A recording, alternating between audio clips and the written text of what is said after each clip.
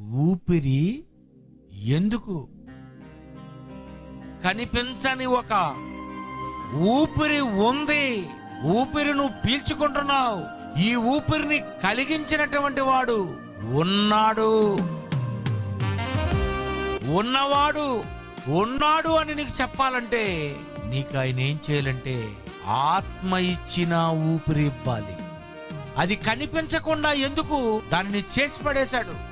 ఒక కనిపించనిది నన్ను బ్రతికిస్తుంది. ఈ కనిపించనిది ఎవరు చేయగలరు? కనిపించనిది ఎలా వస్తుంది?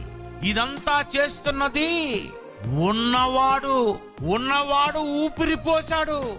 ఇదంతా నడిపిస్తున్నది దేవుడు. ఊపిరివ్వాలి, ఆయనే ఇవ్వాలి. నేను మళ్ళీ తీసుకుంటే వెళ్ళిపోతుంది, ఆయన ఆధీనంలోకి వెళ్ళిపోతుంది. ఇక ఊపిరి పీల్చుకున్న